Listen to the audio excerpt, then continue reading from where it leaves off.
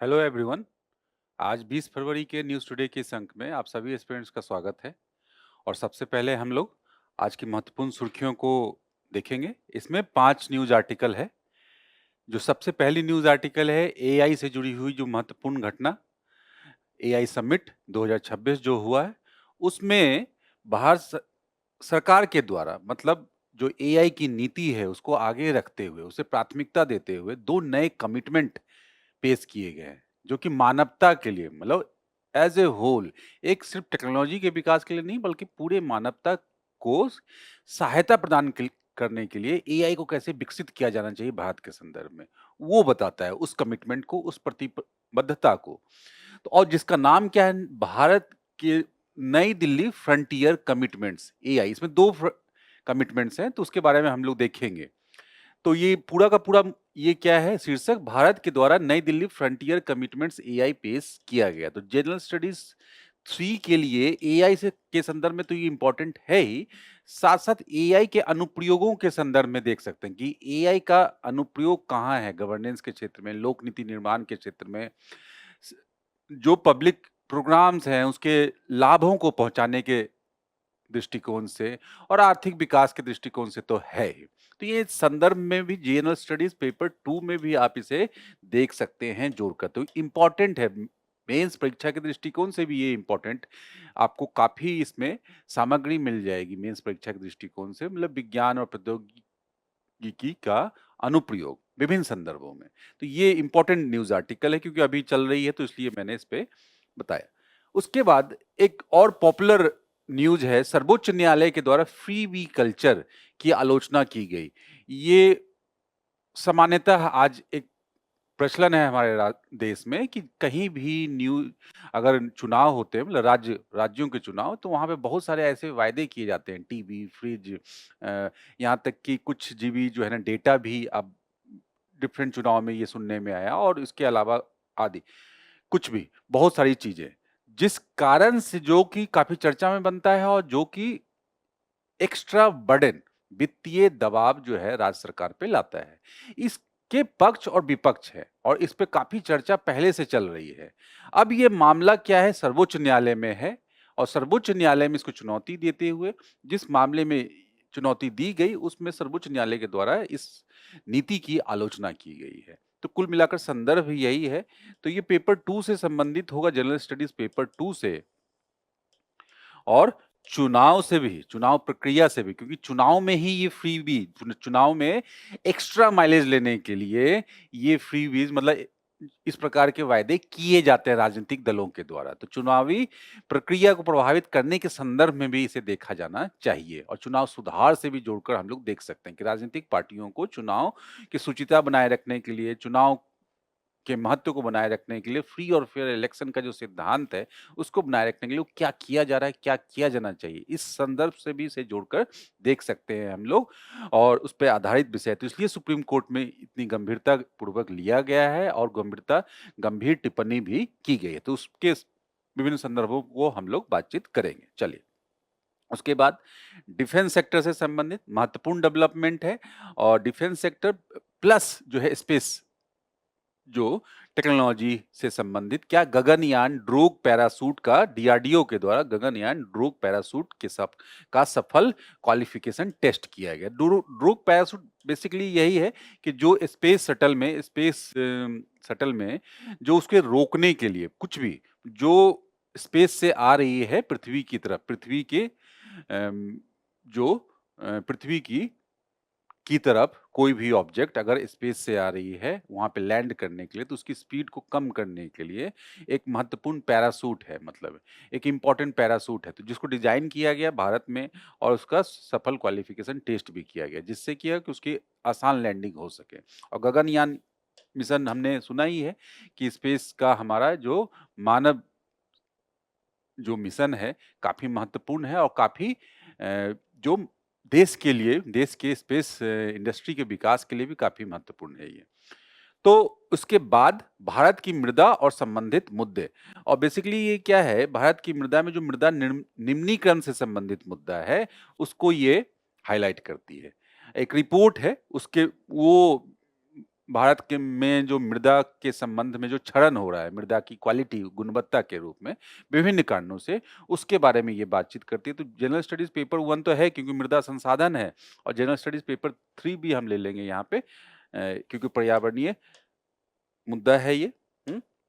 उसके बाद लास्ट में एक्सरसाइज मिलान और सागरीय चुनौतियों के प्रति भारत की तैयारी।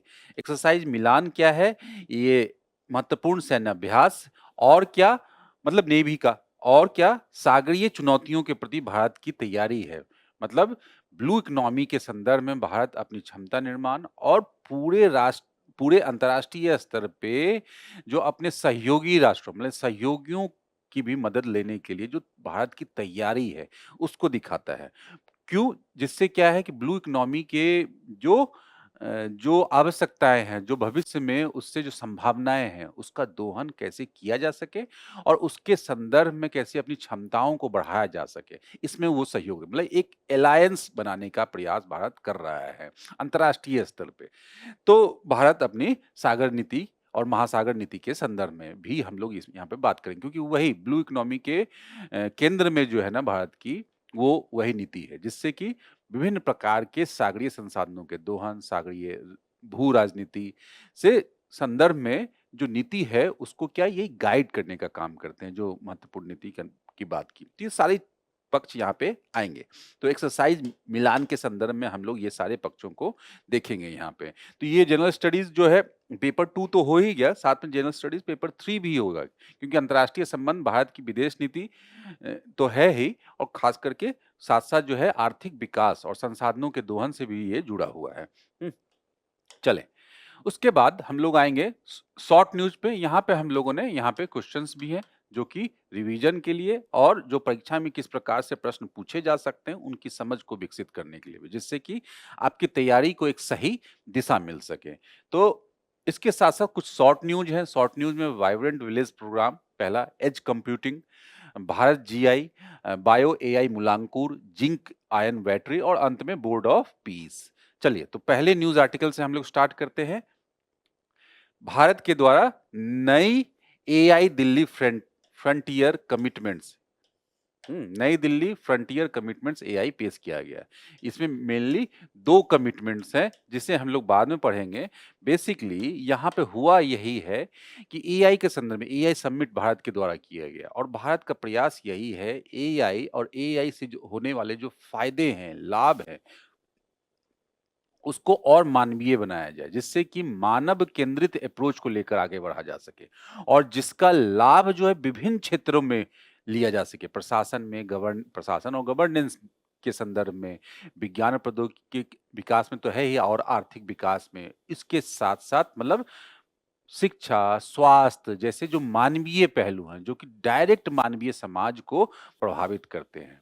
तो इनके संदर्भ में एआई का कैसे विकास हो सके और वो एआई कैसा मूल्य आधारित हो, नैतिक हो, स्पष्ट हो, पारदर्शी हो, जिससे कि अंतिम व्यक्ति को लाभ पहुँचाया जा सके। मतलब कुल मिलाकर के हमारा जो संवैधानिक मूल्य है, उसको देखते हुए हमारे जो गवर्नेंस सिस्टम है, उसके अंतर्गत रहते हुए एआई का कैसे मैक्सिमम यूज़ किया जा सके और इस पे हम अपने अंतर्राष्ट्रीय सहयोगियों का भी साथ ले सकें। तो कुल मिलाकर हमारा यही लक्ष्य है। तो यहाँ पे हमने यही मानव केंद्रित अप्रोच को लेते हुए 2 कमिटमेंट दिया जिसका नाम नई दिल्ली एआई कमिटमेंट है। और उसमें हमने पूरा गवर्नेंस के लिए हमने एक फ़ॉर्मूला बनाया है, मानव फ़ॉर्मूला, MANAV। तो उसके बारे में हम लोग देखेंगे। तो इसलिए जनरल स्टडीज़ पेपर 3 बता दिया और आर्थिक नीति के संदर्भ में है। तो यही संदर्भ है कि मानव रोड मैप पेश किया गया। मानव, ये एक्रोनीम है। इसको हम लोग अभी अभी देखेंगे विस्तार में।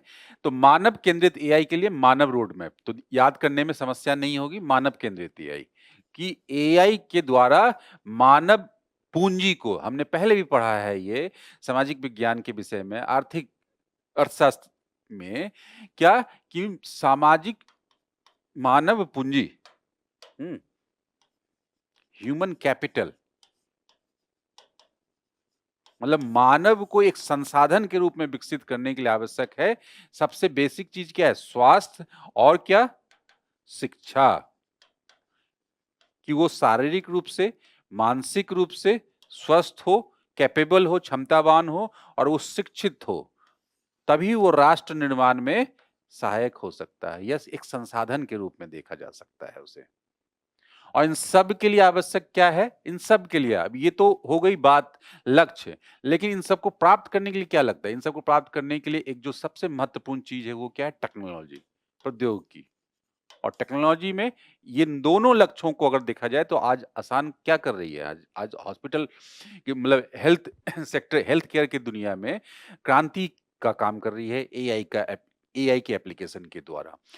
उसके बाद शिक्षा के क्षेत्र में क्रांति लाने का काम कर रही है या कर सकती है, और जहां-जहां एआई को अप्लाई नहीं किया गया है।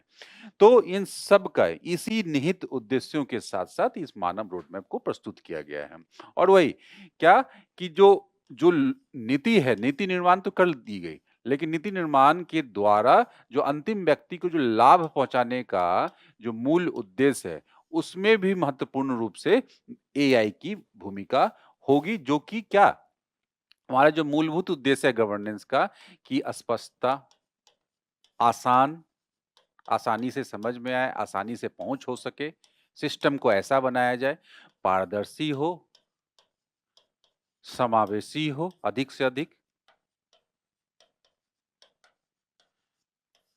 तो इन सब के लिए क्या एआई महत्वपूर्ण? आप देखो इसका फॉर एग्जाम्पल, एक साधारण सा एग्जाम्पल आप समझ लो कि आपके मोबाइल में पहले आपको सर्च करते थे, आपको सर्च करते थे गूगल सर्च, उसमें क्या इंग्लिश में ही चीजें आती थी। लेकिन अब क्या क्या एआई की मदद से अगर इनेबल कर दें उसे, तो भाषा बदलने का ऑप्शन होगा, और भाषा किसी भी भाषा में। और उसके बाद सिर्फ वो ऐसा भी तो संभव है, आपने देखा कि इसमें भी लेकिन बहुत सारी चुनौतियां थी। बहुत सारे व्यक्ति जो है पढ़े लिखे नहीं है, वो कैसे? तो वॉइस से वो सर्च कर सकते हैं। मैं उनकी भाषा, उनकी अपनी भाषा जिसमें वो बोल सकते हैं, जिसमें वो सुन सकते हैं, वो कन्वर्ट करके एआई जो है उस तक वो सूचना पहुंचा सकता है। तो उनके जीवन में भी क्या ये महत्वपूर्ण बदलाव नहीं हुआ एआई से? तो इसी प्रकार के एआई का जो मानव केंद्रित अप्रोच है, वो अंतिम व्यक्ति को लाभ पहुंचाएगा और कल्याणकारी राज्य के जो लक्ष्य है उसको पूर्ण करने में सहायता देगा। तो कुल मिलाकर मानव का यही लक्ष्य है।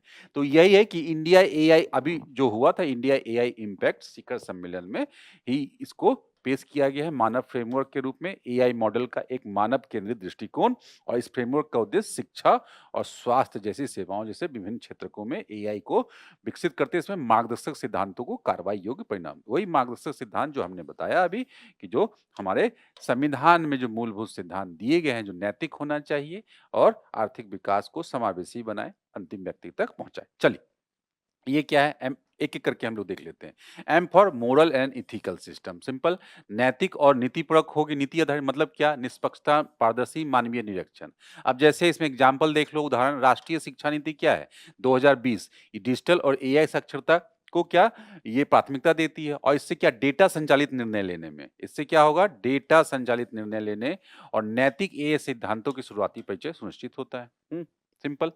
अकाउंटेबल गवर्नेंस, जवाबदेह शासन है, मतलब इसमें पारदर्शी नियम, मजबूत निगरानी और स्पष्ट संस्थागत जिम्मेदारी होगी, क्योंकि मशीन के द्वारा वो सारी चीजें की जा सकती हैं जो इंसान करता है। और तो उसमें क्या नियम आधारित पॉइंट फॉर्मेट में चीजें हम लोग फीड कर सकते हैं और वो डिसीजन ले सकता है।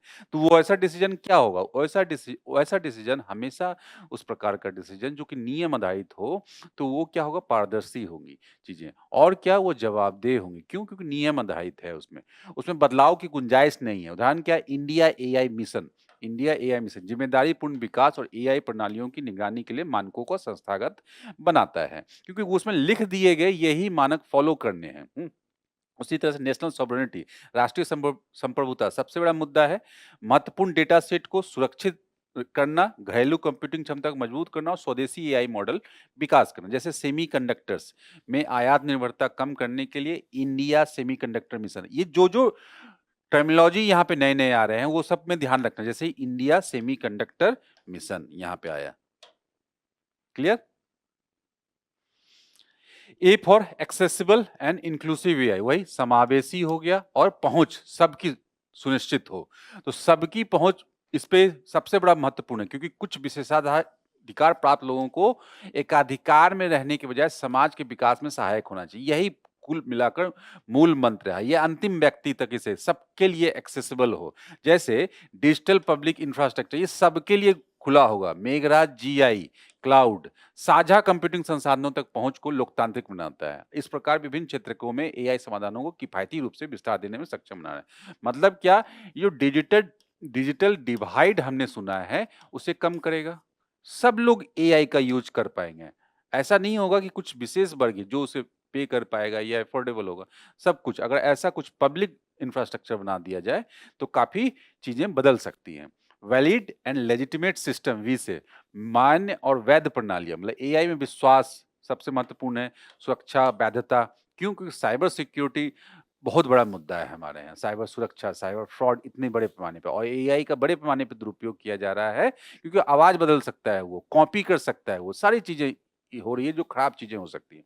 तो इसे हटाने का मतलब इसमें ये सिस्टम ऐसा बनाया जाए कि सारी जो खराबियां हैं उसको कम कर दिया जाए, रिस्क को कम कर दिया जाए, जिससे कि साइबर जो पूरा का पूरा जो सिस्टम होगा वो साइबर रूप से क्या सुरक्षित होगा।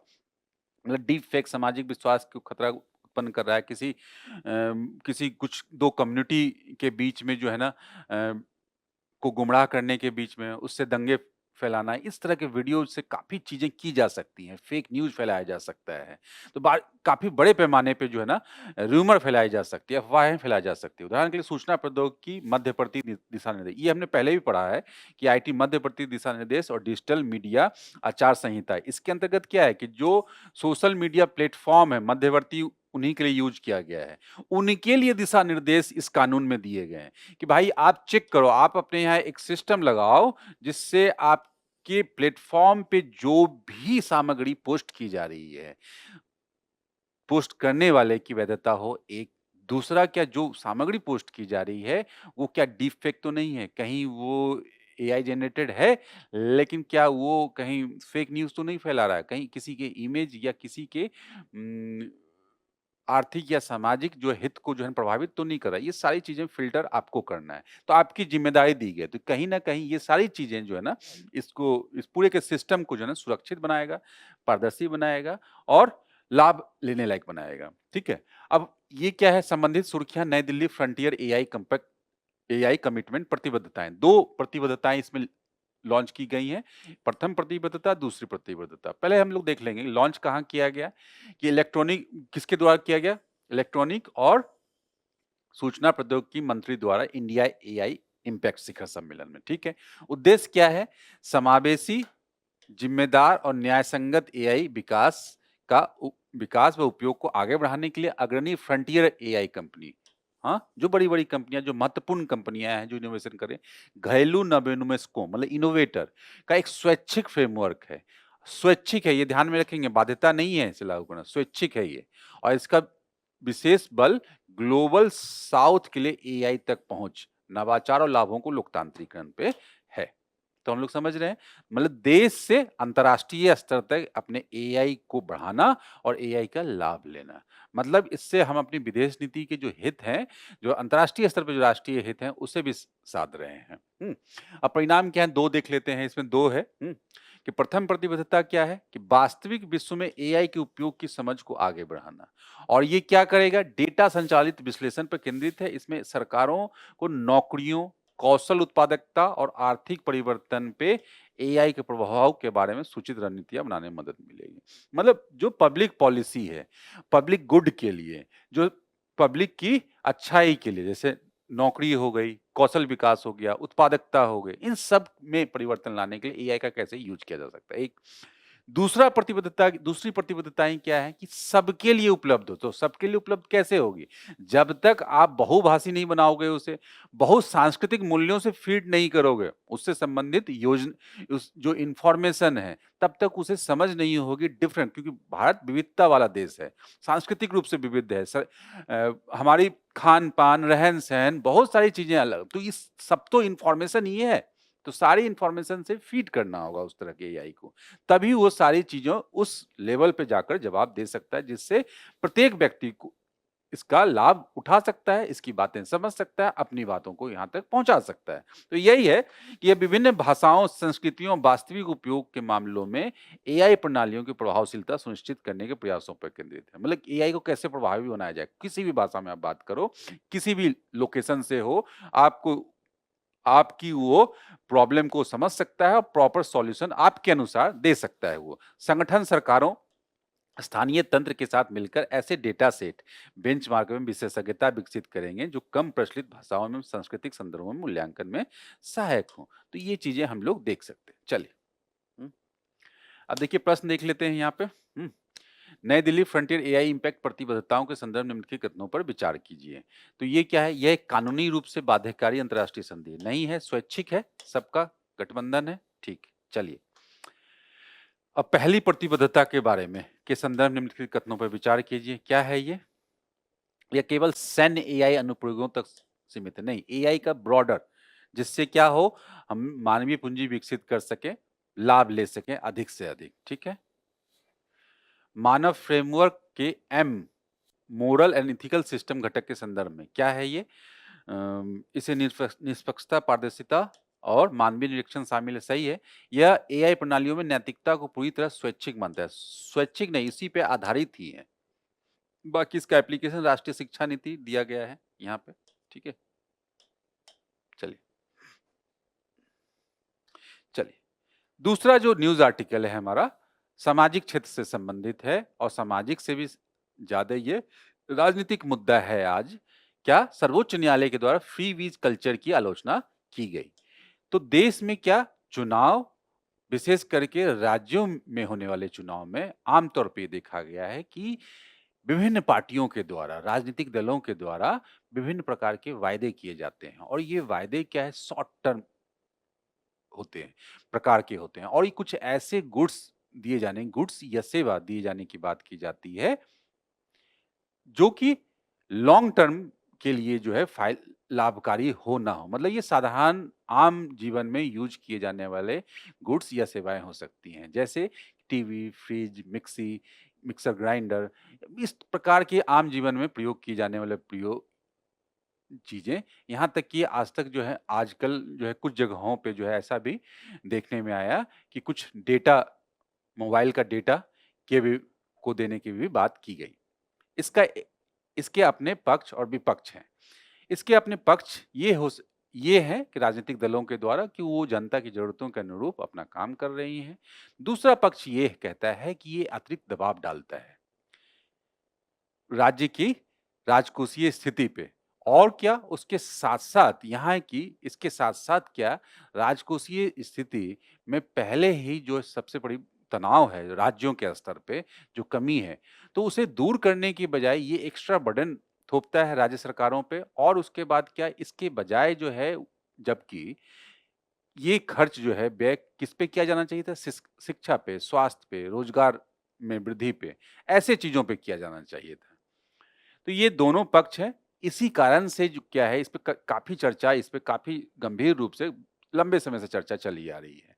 इसी प्रकार से ये मामला जो है न्यायालय में भी गया है और न्यायालय में भी इसका पक्ष, कानूनी पक्ष और ये जो राज्य व्यवस्था के संदर्भ में ये पक्ष ये भी है कि कहीं न कहीं चुनावी प्रक्रिया को प्रभावित करने के लिए एक महत्वपूर्ण एक हथियार बन गया है राजनीतिक दलों में कि अपने फेवर में जो है ना मत को कन्वर्ट करने के लिए इस प्रकार के वायदे किए जाते हैं, जो कि राजनीतिक रूप से चुनावी शुचिता के लिए सही नहीं है और लॉन्ग टर्म में क्या है, लोकतंत्र के मूल्यों को कमजोर करेगा ये। तो यही पूरा का पूरा मुद्दा है कि फ्रीबी जो कल्चर बन गया है पूरा उत्तर से लेकर दक्षिण तक पूरे देश में, राज्यों के चुनाव जब आते हैं विभिन्न प्रकार के फ्रीबीज की बात हम लोग सुनते हैं। उसी के संदर्भ में सर्वोच्च न्यायालय में मामला गया और जिसमें फ्रीबी कल्चर पे रोक लगाने के लिए बात कही गई और उस पे सुप्रीम कोर्ट के द्वारा क्या फैसला आया, निर्णय आया, उसी पे यहाँ पे बात की गई, मतलब आलोचना की गई विशेषतः। तो यही है कि मुफ्त सुविधा संस्कृति, मुफ्त सुविधा मतलब इसके बदले आपको कुछ पे नहीं करना है, मतलब आपको दिया जाएगा। ठीक है, फ्रीबीज कल्चर पे कठोर आपत्ति प्रकट की है। क्यों? क्योंकि ये लॉन्ग टर्म में क्या है, आर्थिक रूप से हानिकारक तो होगा ही, साथ साथ क्या लोकतांत्रिक मूल्यों को भी ठेस पहुंचाने वाला। और लोकतांत्रिक मूल्यों को मतलब क्या? लोकतांत्रिक मूल्यों को मतलब चुनावी प्रक्रिया को कहीं न कहीं प्रभावित करता है। तो इस संदर्भ में भी हम लोग इसे देख सकते हैं। ये मामला किस किस जो बाद में आया, Tamil Nadu power distribution corporation limited बनाम भारत संघ का मामला। मामले में न्यायालय ने कहा कि लाभार्थियों के बीच बिना किसी अंतर के बांटे जाने वाली मुफ्त सुविधाएं दीर्घकालिक आर्थिक विकास में बाधा उत्पन्न करेंगी, क्योंकि उसका एक्स्ट्रा बर्डन आएगा राजकोष पे, और राजकोष पे के लिए जो है ना अन्य चीजों पे खर्च करने के लिए क्या उनमें जो है ना वहां पे जो उनकी क्षमता पे जो है ना प्रभाव पड़ेगा, मतलब उनके पास पैसे कम होंगे। इसकी परिभाषा देख लेते हैं, टेक्निकल परिभाषा किसके द्वारा दी गई है? आरबीआई के द्वारा। आरबीआई ने मुफ्त सुविधाओं को बताया है कि यह एक लोक कल्याणकारी उपाय जो निःशुल्क प्रदान किया जाता है के रूप में परिभाषित किया है।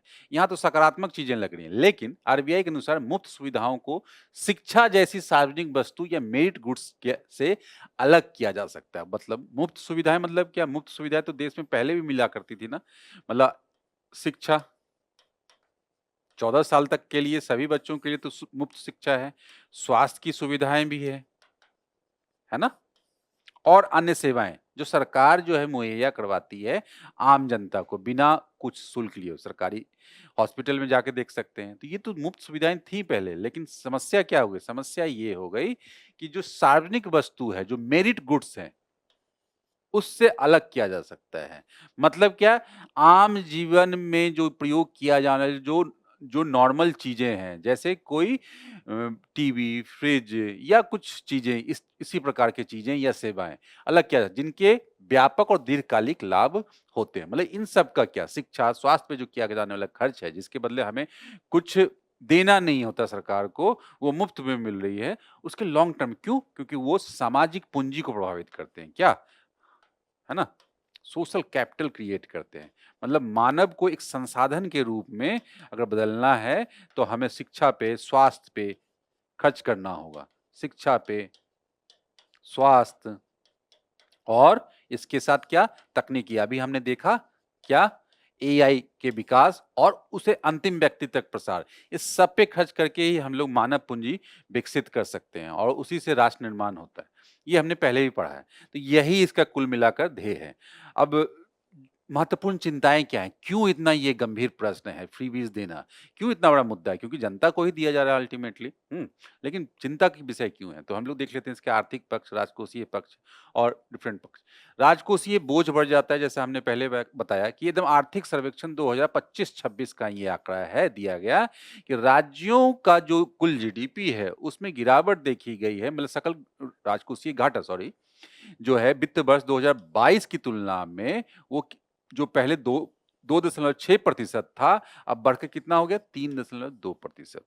मतलब उनपे जो वित्तीय दबाव है वो बढ़ा है, कर्ज बढ़ा है। यही चीज है। विकास में बाधा क्या है? तो जाहिर सी बात है, व्यय करने के लिए, सार्वजनिक व्यय के लिए अगर आपके पास पैसा कम हो जाएगा, क्योंकि इसका एक बड़ा हिस्सा कहां जा रहा है? फ्री वीज में जा रहा है, तो आपके पास सिर्फ इतना ही बचेगा जिसे आप शिक्षा, स्वास्थ्य आदि, मतलब जो विकासात्मक योजनाएं हैं उस पर खर्च करोगे, तो विकास जिससे प्रभावित होगा। तो ये भी आर्थिक सर्वेक्षण का ही पॉइंट है कि अनुसार धन को अवसंरचना और रोजगार सृजन में निवेश करने के बजाय अल्पकालिक लाभ के लिए व्यय किया जा रहा है। संधारणीयता को खतरा, सेम इसी तरह से चीजें कि जो सस्टेनेबिलिटी के लिए जो काम किया जा रहा था, संधारणीय विकास को, उसमें एक कॉस्टिंग आती है, उस पर कम खर्च हो किया जा रहा है। जैसे एग्जाम्पल है, ये कैग की रिपोर्ट है, पंजाब में निःशुल्क विद्युत को भूजल स्तर में गिरावट से जोड़ा गया है। निःशुल्क विद्युत को क्या? जो फ्री बिजली देने के लिए जो भूजल स्तर में, मतलब फ्री बिजली किसे दी गई? किसानों को। अब फ्री बिजली है, कितना भी पंपिंग सेट चलाओ, पंप चलाओ और पंप से क्या?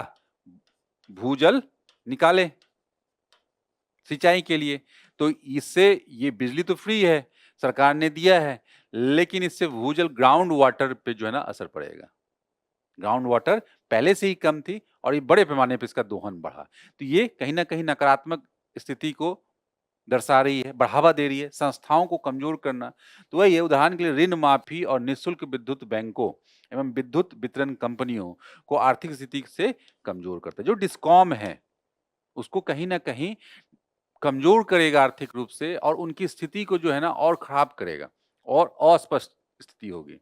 अब आगे की राह में देखते हैं, कुछ ऐसे पहले मामले भी आए हैं, जैसे 2013 का मामला है ये, सुब्रमण्यम बालाजी बनाम तमिलनाडु में 2013 में, कि राज्यों को गैर मेरिट मुफ्त सुविधाएं देने की बजाय रोजगार के अवसर उपलब्ध कराने पर कार्य करना। ये सुप्रीम कोर्ट ने इसमें ये टिप्पणी दी, लेकिन इसके साथ-साथ ये भी कही कि न्यायालय ने यह भी कहा कि मुफ्त सुविधाओं को रिश्वत या भ्रष्टाचार नहीं माना जा सकता। लेकिन और क्या अदालतें सरकार को यह नहीं बता सकती कि आप सार्वजनिक धन कैसे खर्च किया जाए, क्योंकि ये सरकार के हाथों है, जनता की चुनी हुई सरकार के हाथों है। और यहीं पे हम लोग देखोगे, हम लोग क्या है कि शक्ति का पृथक्करण है हमारा, कि न्यायपालिका एक लेवल तक ही बात कह सकती है कार्यपालिका को, क्योंकि ये कार्यपालिका का निर्णय है, सरकार का निर्णय है। तो सरकार ने, न्यायालय ने यही बोला है कि ये रिश्वत और भ्रष्टाचार तो नहीं माना जा सकता है, लेकिन हाँ, और ये भी नहीं माना जा सकता कि आप कैसे, ये भी नहीं कहा जा सकता कि आप कैसे अपने पैसे को, मतलब इस पैसे को खर्च करोगे। लेकिन ये चिंता का विषय है और ये कार्य करना चाहिए। भारत निर्वाचन आयोग इस पे बात करती है कि 2014 से 2022 के आदेशों में के माध्यम से आयोग ने राजनीतिक दलों में और उनके वादों के पीछे तर्क और वित्त पोषण तंत्र को समझाने की आवश्यकता जताई थी, क्योंकि डायरेक्टली ये क्या चुनाव के परिणामों को प्रभावित कर सकते हैं। अभी बिहार का चुनाव हुआ, अगर आप लोगों ने कवर किया हुआ, तो वहां भी एक बड़ा मुद्दा था कि अभी जो है चुनाव से ठीक पहले 10,000 रुपए के अमाउंट को लेकर चर्चा हुआ था कि महिलाओं को दिया गया है, जो कि अभी तो काफ़ी राजनीतिक दलों ने जो है ना, उसपे प्रश्न चिन्ह लगाए कि ये नहीं किया जाना चाहिए, जिससे कि चुनाव के परिणाम जो है बड़े पैमाने पे जो सत्ता पक्ष था उसके फेवर में गया है। ये इसके पक्ष-विपक्ष हैं, लेकिन ये एक मुद्दा अभी भी आया था यहाँ पे। तो इस प्रकार की चीज़ें हैं। आर्थिक सर्वेक्षण 2025-26 निरंतर बढ़ते अनिश्चितकालीन अंतरणों की बजाय आय और उत्पादकता में अधिक स्थायी लाभ प्रदान करने पे जोर दिया जाए। कुल मुद्दा यही है कि सरकार का जोर क्या होना चाहिए, कल्याण पे होना चाहिए, विकास को पे होना चाहिए। तो इसलिए आय और रोजगार को बढ़ाने पे ध्यान देना चाहिए। जैसे सफल उदाहरण क्या है, मतलब अंतर्राष्ट्रीय स्तर पे मैक्सिको में है प्रोग्रेसा, या ब्राजील में बोल्सा फैमिलिया। मतलब वहाँ पे क्या है कि नकद अंतरण जो डायरेक्ट बेनिफिट ट्रांसफर है, स्कूल में उपस्थिति को बढ़ाने के लिए दिया जाता है। स्वास्थ्य जाँच से जोड़ा जाना चाहिए। तो ये सब चीज़ें हैं। तो ऐसा ये सब मॉडल जो सफल मॉडल हैं दुनिया में, वो यहाँ भी किया जा सकता है। डायरेक्ट बेनिफिट ट्रांसफर करके, मतलब चीज़ों को जैसे जिससे सुधार हो, ये चीज़ कर सकते हैं। चलिए, जैसे फ्री बीज को भारतीय रिज़र्व बैंक किस रूप में परिभाषित किया है, तो वही देख सकते हैं, है ना? C answer.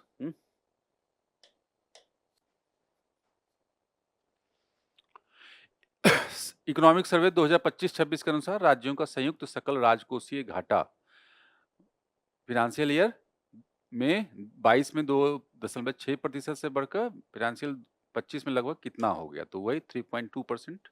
ठीक है। सुब्रमण्यम बालाजी बनाम तमिलनाडु 2013 के निर्णय, तो ये इंपॉर्टेंट है स्टेटमेंट। अब क्या है, फ्री बीज को रिश्वत या भ्रष्टाचार नहीं माना जा सकता, एकदम सही है। न्यायालय सरकार को निर्देश दे सकते हैं कि सार्वजनिक धन कैसे खर्च किया जाए, नहीं दे सकते हैं। ठीक है, उनकी सीमा है। तो ए आंसर होगा केवल एक। ये मेंस के लिए भी इंपॉर्टेंट है, ये पॉइंट हम लोग कहीं लिख सकते हैं। चलिए, अब ये स्पेस से संबंधित, स्पेस टेक्नोलॉजी से संबंधित डीआरडीओ के द्वारा अभी क्या है, एक गगनयान रोग पैरासूट, मतलब पैरासूट का एक महत्वपूर्ण प्रकार है ये, जो कि गगनयान जैसे स्पेस मिशन में प्रयोग लाया किया जाता है, उसका सफल क्वालिफिकेशन टेस्ट किया है। और ये इसलिए जो है बताया जा रहा है कि भारत की क्षमताओं को बढ़ाने के लिए काफ़ी महत्वपूर्ण है, खास करके स्पेस टेक्नोलॉजी के क्षेत्र में, और खास करके इस प्रकार की जो गगनयान मिशन जो है उसको लॉन्च करने में, उसको संचालित करने के दृष्टिकोण से ये बड़ा कदम है। तो इसलिए इम्पोर्टेंट न्यूज़ है, आर्टिकल है ये। तो ये देख ले सकते हैं, बेसिकली ये पैरासूट है। पैरासूट का प्रयोग जो है किया जाता है कि स्पीड को कम करने में। कोई भी जो मॉड्यूल है वो जिसमें ह्यूमन मॉड्यूल होगा जो जा रहे हैं लोग 3 लोग, वो जो यहाँ पे आएगा तो उसकी स्पीड को कम करने के लिए, जिससे क्या हो गई स्मूथ लैंडिंग हो सके। तो यही है कि यहाँ पे ये पैराशूट देख सकते हैं और ये स्पेशल क्या रिबन के साथ बना हुआ पैराशूट है, जिसकी कैपेसिटी होगी, क्षमता होगी, जो कि स्पेस टेक्नोलॉजी में इस इन संदर्भों में प्रयोग किया जाता है सामान्यतः। तो यही है। तो भारत ने इस दिशा में एक महत्वपूर्ण उपलब्धि अर्जित कर लिया। तो यही है कि इसका गगनयान ड्रोग पैराशूट का सफल योग्यता परीक्षण किया गया और ये इसे किसके द्वारा बनाया गया? डीआरडीओ, इसरो और हवाई वितरण अनुसंधान एवं विकास प्रतिष्ठान एडीआरडीए ने आयोजित किया था इस परीक्षण को, ठीक है? और यह परीक्षण उच्च क्षमता युक्त रिबन पैराशूट, यही ध्यान में रखेंगे। रिबन पैराशूट डिजाइन और निर्माण में भारत की विशेषज्ञता को सिद्ध करता है। गगनयान मिशन के बारे में हम लोग पढ़ लेते हैं, क्योंकि गगनयान मिशन काफी इंपॉर्टेंट है, मानव मिशन है जो अंतरिक्ष में भेजा जा रहा है। तो इसके संदर्भ में क्या है, उद्देश्य क्या है? उद्देश्य यही है मानव युक्त अंतरिक्ष उड़ान क्षमता का प्रदर्शन करना, विकास करना। 3 सदस्यों का चालक दल होगा जो कि 400 किलोमीटर की ऊंचाई पर हाँ, ऊंचाई पर स्थित निम्न भूकक्षा में भेजा जाएगा। इस मिशन की अवधि 3 दिन होगी और इन्हें सुरक्षित रूप से समुद्र में वापस उतारा जाएगा, सुरक्षित रूप से, ठीक है? तो उसके लिए जो एक मॉड्यूल है वो नीचे आएगा, तो उसमें कहीं न कहीं इसका प्रयोग होगा। मिशन के प्रमुख घटक क्या हैं? Human rated launch vehicle HLMVM-3, इससे पहले क्या GSLV मैक 3 था, के नाम से जाना जाता था। ये एक 3 चरणों वाला रॉकेट होगा। बेसिकली रॉकेट का एक एडवांस वर्जन जो कि हमारे पास GSLV था, उससे advance version basically human rated. पहला चरण 2 ठोस ईंधन बूस्टर कोर रॉकेट, दूसरा चरण 2 विकास 2 तरल ईंधन। ये पहले भी महत्वपूर्ण हमारा इंजन है ये, जेएसएलवी में यूज हो रहा है। तीसरा चरण C-20 क्रायोजेनिक इंजन, ये भी ध्यान में रखेंगे। क्रायोजेनिक इंजन आजकल काफी महत्वपूर्ण हो गया है, खास करके ऐसे बड़े अभियानों के लिए, जो ईंधन और ऑक्सीडाइजर के रूप में क्रमशः तरल हाइड्रोजन एवं तरल ऑक्सीजन का उपयोग करता है। तो ये भी साइंस एंड टेक्नोलॉजी के दृष्टिकोण से कि क्या यूज करता है, ठीक है? चलिए, अब ये ऐसा ही कुछ होगा गगनयान मिशन। इसमें इसके पार्ट हम लोग देख सकते हैं, और वाइटल मॉड्यूल है ये यहाँ पे इसके अंदर होगा। एक क्रू एस्केप सिस्टम है, ये पूरा कैसे खुलेगा ये। क्रायोजेनिक स्टेज है, यहाँ पे इंजन है, लिक्विड स्टेज है, लिक्विड propulsion है ये। तो ये ऐसा हिस्सा है। चलिए, अब ऑर्बिटल मॉड्यूल क्या है? इसके निम्नलिखित 2 मुख्य भाग होंगे। एक क्रू मॉड्यूल जिसमें लोग होंगे, और एक सर्विस मॉड्यूल। तो क्रू मॉड्यूल में क्या, इसमें पर्यावरणीय नियंत्रण और जीवन रक्षक प्रणाली है। यह तापमान, हवा की गुणवत्ता, अपशिष्ट और आग पर नियंत्रण रखती है, जिससे कि वहां पे रह सके। और यह एक गैर दबाव वाला हिस्सा है। इसमें प्रणोदक, विद्युत थर्मल रेडिएटर और जल व ऑक्सीजन, मतलब जरूरत की चीजें होंगी, जल और ऑक्सीजन वगैरह चीजें इसमें होंगी। यहाँ पे देख सकते हैं हम लोग।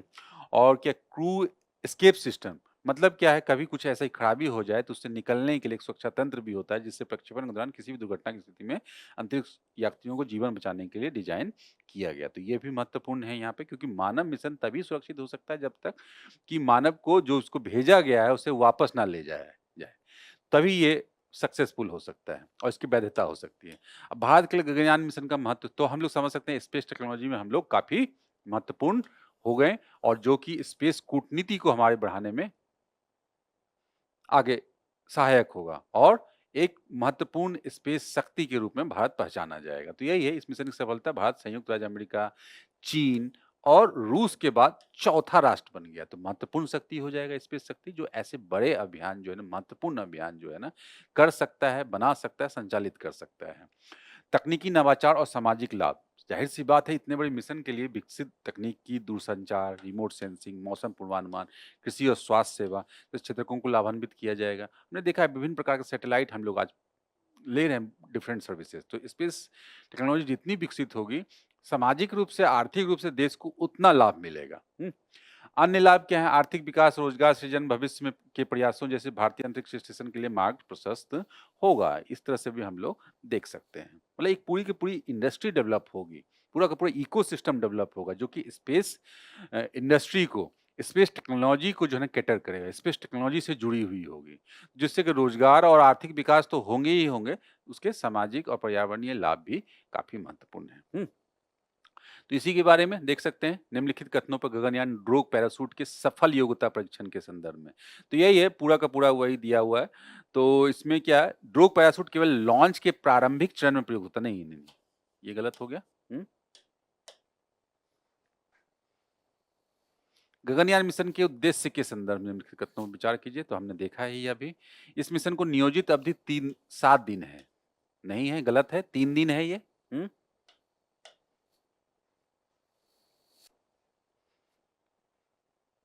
महत्व इसके बारे में पूछा गया के संदर्भ में उनके कथनों पर विचार कीजिए। क्या है मिशन, इस सारे स्टेटमेंट सही हैं। मिशन की सफलता के बाद भारत मानव को अंतरिक्ष में भेजने वाला चौथा देश बन जाएगा। इस मिशन से विकसित तकनीकें दूरसंचार, मौसम पूर्वानुमान और स्वास्थ्य सेवा जैसे क्षेत्रों को लाभ पहुंचाएगी। यह भविष्य में भारतीय अंतरिक्ष स्टेशन जैसे अभियानों को मार्ग प्रशस्त करेगा। ठीक है, चलिए पर्यावरण क्षेत्र से संबंधित क्या और पेपर 1 जनरल स्टडीज पेपर 1 मृदा, भारत की मृदा और संबंधित मुद्दे। बेसिकली क्या है, निम्नीकरण का मृदा निम्नीकरण का मुद्दा, मतलब ऐसी प्रक्रिया जिसके कारण मृदा अपनी गुणवत्ता जो है खोती है, गुणवत्ता का क्षरण होता है, कमी आती है और वो अनुपजाऊ हो जाती है, और जिससे क्या है वो मानवीय और आर्थिक उपयोगों के लिए जो है ना वो क्षमतावान नहीं रह जाती है।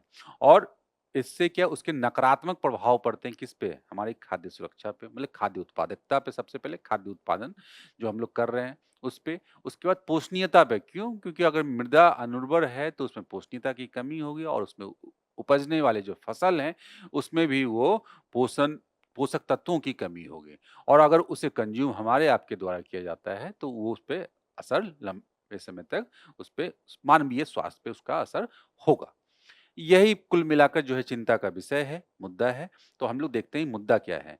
कि अभी एक रिपोर्ट आई है, इक्रियर एक संस्था है, हमने सुना है ये, भारतीय अंतर्राष्ट्रीय आर्थिक संबंध अनुसंधान परिषद, उसके द्वारा स्वास्थ्य में गिरावट पे रिपोर्ट जारी की गई, मृदा के स्वास्थ्य में गिरावट पे। और इस रिपोर्ट का शीर्षक है भारत में मृदा उपचार बेहतर फसल स्वास्थ्य और मानव पोषण के लिए। ठीक है, तो ये रिपोर्ट जारी की गई है, इसमें हम लोग देख लेंगे मृदा गिरावट के प्राथमिक कारण क्या है क्या। तो ये मेंस परीक्षा के लिए तो इंपॉर्टेंट है ही ये सारे पॉइंट्स, साथ में प्रीलिम्स के लिए भी तो ये एकदम काफी महत्वपूर्ण है, क्योंकि मृदा से संबंधित लगभग हर वर्ष जो है ना एक प्रश्न होता है, या तो मृदा निम्नीकरण से संबंधित या मृदा प्रबंधन से संबंधित, इसके लिए क्या उपाय किए जा रहे हैं। तो ये उपाय, ये जो प्रीलिम्स के लिए भी काफी इंपॉर्टेंट टॉपिक है। आप देखना पिछले 10 साल में मृदा से प्रबंधन से संबंधित काफी प्रश्न आए हैं। विकृत उर्वरक नीति, बेसिकली क्या, जो उर्वरक पे सब्सिडी दी जाती है और किस पे, नाइट्रोजन, मतलब यूरिया जो नाइट्रोजन बेस्ड है फर्टिलाइजर, उस पे बहुत जरूरत ज्यादा दिया जा रहा है। तो ऑब्वियसली क्या है, जिसपे सब्सिडी अधिक है, जो सस्ता है, उसके उपयोग को बढ़ावा देगी ये नीति। यहाँ तक कि जबकि दूसरे जो हैं फास्फोरस और पोटेशियम, उस पे सब्सिडी काफी कम है तुलना में, तो जिस कारण से क्या मूल्य का ये अंतर किसानों को नाइट्रोजन के अत्यधिक उपयोग के लिए, जबकि उपयोग जरूरत हो या ना हो, मतलब अंधाधुंध नाइट्रोजन वाले जो फर्टिलाइजर है उसका प्रयोग किया जा रहा है, जो कि कहीं से पर्यावरणीय दृष्टिकोण से सही नहीं है। दोषपूर्ण कृषि पद्धतियां, वही गहन जुताई, धान की खेती में लंबे समय तक जल भराव, ये अम्लीयता का एक महत्वपूर्ण उदाहरण है। खास करके धान की खेती वहां की जा रही है जो गैर परंपरागत क्षेत्र है। गैर परंपरागत मतलब क्या, पश्चिम में जहां वर्षा कम है, पंजाब और हरियाणा में, क्योंकि वहाँ सिंचाई सुविधाएं हैं, फंडिंग, वित्तीय स्थिति भी सही है किसान की, तो वो क्या है कि वैसे वातावरण में जहाँ वर्षा कम होती है वहां पे ये चीजें कर रहे हैं, जिस कारण से क्या उसका बर्डन, अभी तो उत्पादन वो ले रहा है, लेकिन क्या उसका प्रभाव, दूरगामी प्रभाव क्या है, मृदा के स्वास्थ्य पे हो रहा है, जिससे क्या मृदा जो है अम्लीय हो रही है, मृदा जो है अनुर्वर हो रही है लंबे समय। तो हो सकता है 10 साल के बाद वो मृदा पूरी तरह से अनुपजाऊ हो जाए, जिसके नकारात्मक परिणाम झेलने होंगे पूरे के पूरे समाज को। तो ये सब चीजें हैं। उसके बाद क्या, व्यापक पैमाने पर मृदा अपरदन, ये एक और महत्वपूर्ण मुद्दा है कि भारत में जल और वायु अपरदन के कारण वार्षिक लगभग कितना, 5.3 बिलियन टन ऊपरी मृदा का लोप हो जाता है, और इनसे प्रतिवर्ष 5.4 से 8.4 मिलियन टन प्राथमिक पोषक तत्व नष्ट हो जाते हैं। क्योंकि पोषक तत्व जो है ना मृदा का ऊपरी सतह, हमने जब पढ़ा है तो ये जो मृदा का जो ऊपरी सतह है, ये महत्व जो जो लूज और वियोजित जो एक पतली परत है, जो मृदा की, ये इसमें जो है ना सारी जो है ना पोषक तत्व इसमें लगभग अधिकतर पोषक तत्व यहाँ पे रहते हैं, जिसमें क्या पौधे को उगने के लिए डायरेक्ट इसमें ट्रांसफर किया जाता है। और अगर उसे पानी के द्वारा मतलब जल के द्वारा या हवा के द्वारा, वायु के द्वारा, ये डिफरेंट एजेंट के द्वारा हटा दिया गया, तो क्या है वो मृदा हमारे काम लायक नहीं रह जाएगी अधिक। तो ये अपरदन यही काम करती है, ऊपरी परत को हटा के लेके चली जाती है, जिस कारण से जो है ना ये चीजें, ये इसका कारण क्या है? कारण क्या? बाढ़ की स्थिति, अब बाढ़ की अधिकता, फ्रीक्वेंसी बढ़ रही है, जलवायु परिवर्तन बोल लें या डिफरेंट रीजन से बाढ़ की संख्या बढ़ रही है। उसके बाद क्या, सूखा की बारंबारता भी बढ़ी है, मतलब फ्रीक्वेंसी बढ़ी है। सूखे की फ्रीक्वेंसी से क्या होगा कि नमी की कमी होगी, पेड़-पौधे कम हो जाएँगे और जिस कारण से क्या है मृदा में फिर वो लूज़ हो जाएगी और वो वायु के साथ उसका प्रभाव अधिक होगा। तो ये सब भी देख सकते हैं हम लोग। जलवायु परिवर्तन का भी इस पे इन सारी प्रक्रियाओं को और ज़्यादा इसके इंटेंसिटी में वृद्धि कर दी है। भारत में मृदा स्वास्थ्य की स्थिति, ये मेंस के लिए भी काफी इंपॉर्टेंट डेटा आप लोग ध्यान में रखेंगे कि नाइट्रोजन की कमी, लगभग 95% मृदा में पर्याप्त नाइट्रोजन का अभाव है और यह पादप वृद्धि के लिए सबसे महत्वपूर्ण प्राथमिक पोषक तत्व है। ठीक है। निम्न जैविक कार्बन, भारतीय मृदा के 75% हिस्से में मृदा जैविक कार्बन का स्तर 0.75% की न्यूनतम आवश्यक सीमा से भी कम है। कार्बन की यह कमी मृदा की उर्वरा शक्ति और जल धारण क्षमता को कमजोर करती है। फास्फोरस और पोटेशियम की कमी, केवल 45% मृदा में पर्याप्त फास्फोरस उपलब्ध है, केवल 32% मृदा में पर्याप्त पोटेशियम का स्तर पाया जाता है। सूक्ष्म पोषक तत्वों की कमी, ये भी महत्वपूर्ण है। भारत की लगभग आधी मृदा में सल्फर, बोरॉन और जिंक जैसे जो आवश्यक सूक्ष्म पोषक तत्वों की भारी कमी है। तो इन सब चीजों को ध्यान में रखेंगे हम लोग। फसल और मानव स्वास्थ्य पर नकारात्मक प्रभाव, जाहिर सी बात है अगर पोषक तत्वों की कमी है या पोषक तत्व जो है ना अनुपयुक्त तरीके से, मतलब जो सही तरीके से नहीं आए हैं, तो उनका प्रभाव क्या, फसल के गुणवत्ता पे होगा, फसल दक्षता में गिरावट। मतलब जो फसल का उत्पादन होगा उसकी दक्षता कम होगी। उसके बाद क्या, पोषण संबंधी गुणवत्ता की हानि होगी। हाँ, और उसके बाद क्या, प्रच्छन्न भूखमरी, मतलब इसे क्या बोलते हैं, हिडन हंगर, मतलब आप खाना तो खा रहे हो लेकिन उसमें कुछ पोषक तत्व तो मिल नहीं रहा है। क्यों? क्योंकि वो खेत से ही वो उसमें कम आ रहे हैं, मतलब जैसे उगाया जा रहा है वहीं से उसमें कम है उसमें पोषक तत्व, मतलब और जिसके कारण क्या है, जिसके कारण जो उसे कंज्यूम कर रहा है उसमें उन सारे पोषक तत्वों की कमी होगा और इसका सबसे महत्वपूर्ण प्रभाव किस किस पे पड़ेगा, जो शिशु हैं, जो शिशु स्वास्थ्य है, उसके कारण क्या बच्चे में, और जो माता जो बच्चे पैदा करे तो उसका क्या प्रभाव, बच्चों में बौनापन, दुबलापन, ये सारी कुपोषण की समस्या बचपन से ही होगी, क्योंकि माता पिता को है उससे वो चला गया। उसके बाद क्या, वो चीजें जो उसके बाद जो वो भोजन ले रहा है वो भी चीजें वहां पे जो है ना पोषण की कमी है। तो जल संदूषण, उसके साथ साथ क्या, जल का प्रदूषण, उर्वरकों की अधिक मात्रा जिसका कहाँ जाएगी, भौमजल में जाएगी और आसपास के वाटर बॉडी में जाएगी, मतलब खेतों से जो निकलने वाला जो पानी है, बह के निकलने वाला, वो सब वही या तो मृदा में रिस्क जाएगी और नीचे क्या वो भौमजल में ग्राउंड वाटर जो टेबल है उसमें चली जाएगी, या फिर आसपास के तालाब झील वगैरह में जाएगी, तो सबको में संदूषण की प्रक्रिया होगी। आगे की राह क्या होनी चाहिए, वही उर्वरक नीति में जो है ना उसको क्या, उसे एप्रोप्रिएट, उपयुक्त बनाया जाना चाहिए और पर्यावरणीय दृष्टिकोण से, आर्थिक दृष्टिकोण से और खेती की उत्पादकता के दृष्टिकोण से, वही कि सब्सिडी यूरिया को एनबीएस पोषक तत्व आधारित सब्सिडी शासन के तहत लाना चाहिए ताकि इसकी कीमतों को तर्कसंगत बनाया जा सके। सब्सिडी के स्थान पे प्रत्यक्ष आय सहायता दी जाए। अभिनव उत्पादों को बढ़ावा देना, मतलब नए नए जो जरूरत है, जैसे अनुकूलित उर्वरक, जल घुलनशील फार्मूला, जैव उर्वरक आदि को बढ़ावा देना चाहिए। तकनीक का उपयोग भूमि रिकॉर्ड के लिए, उपग्रह इमेजरी, उर्वरक बिक्री के आंकड़ों को जोड़ने के लिए एआई और मशीन लर्निंग का उपयोग करना चाहिए, जिससे एग्रीकल्चर में अधिक से अधिक लाभ ले सकें। 4R फ्रेमवर्क, मतलब क्या, राइट सोर्स, राइट रेट और राइट टाइम और राइट प्लेस पर उर्वरक का प्रयोग करना चाहिए। 4R हम लोग लिख सकते हैं कहीं भी। ये पूछा भी जा सकता है प्रीलिम्स में, 4R का मतलब क्या है। अन्य उपाय क्या, सिंथेटिक उर्वरकों को जैविक इनपुट जैसे गोबर की खाद और बायोचार के साथ मिलाकर एकीकृत पोषक तत्व प्रबंधन किया जा सकता है, मतलब जरूरत जितनी है उतनी ही दो। उसके साथ साथ जो खेत पे जो जो ऑर्गेनिक जो खाद मटेरियल है उसमें मिक्स करके दिया जा सकता है। यही है इंटीग्रेटेड जो है ना, इंटीग्रेटेड न्यूट्रिशन मैनेजमेंट। तो ये काफी इंपॉर्टेंट है, ये टर्मिनोलॉजी पूछा जा सकता है क्या है होता है इसका मतलब। मृदा कार्बन को पुनर्जीवित करने के लिए कवर क्रॉपिंग, फसल विविधीकरण। कवर क्रॉपिंग हमने देखा कि उसको कवर कर दिया जाता है, तो जिससे जो है ना काफ़ी मदद मिलती है नमी को बचाने में और इस प्रकार के जो कार्बन को पुनर्जीवित करने में। फसल विविधीकरण विभिन्न प्रकार के फसल दलहन के उगाने की प्रक्रिया है हमारे फसल चक्र में हमने सुना है, जिससे क्या नाइट्रोजन स्थिरीकरण और मृदा में पोषणीयता लंबे समय तक बनी रहती है। मृदा स्वास्थ्य को बढ़ावा देने के लिए सरकारी पहल भी काफ़ी इंपॉर्टेंट है।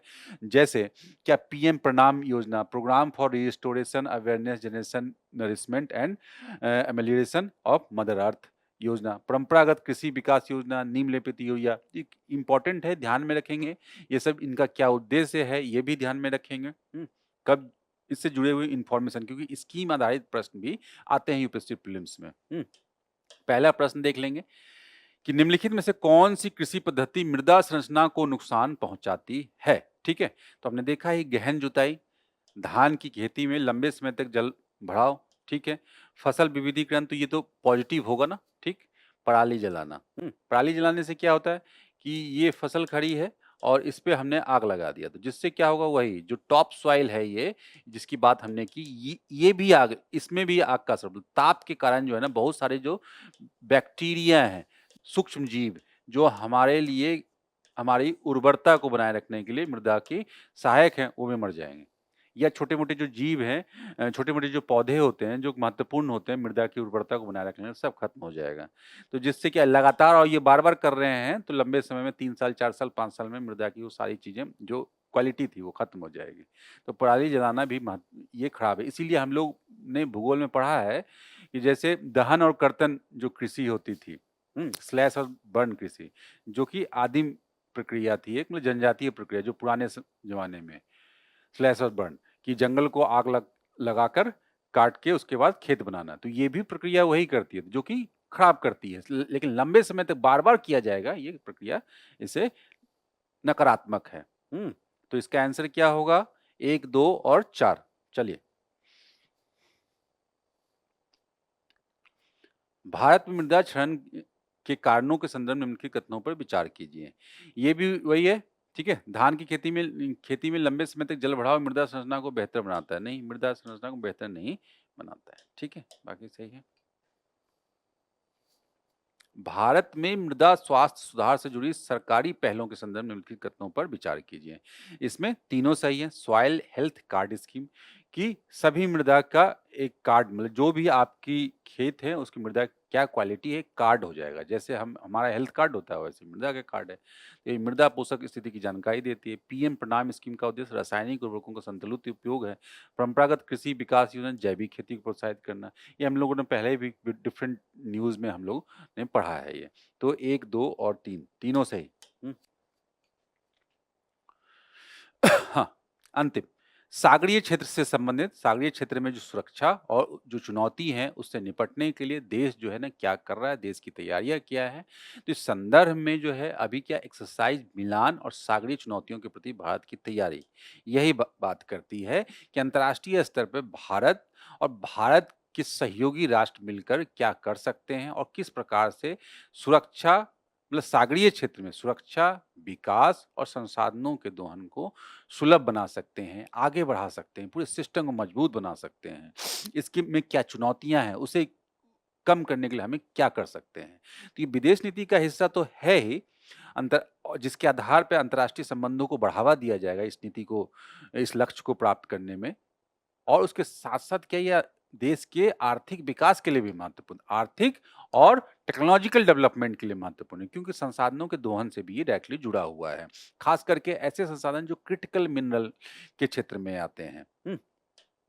चलिए देखते हैं अभी क्या है समुद्र सुरक्षा में उभरती हुई चुनौतियां। रक्षा मंत्री एक्चुअली बोल रहे थे ये अभ्यास मिलन में, ये बाइजेक में हुआ है और के दौरान अंतर्राष्ट्रीय समुदाय से समुद्र में विकसित हो रही जो जटिल और परस्पर संबंध चुनौतियों से प्रभावी ढंग से निपटने का आह्वान किया है।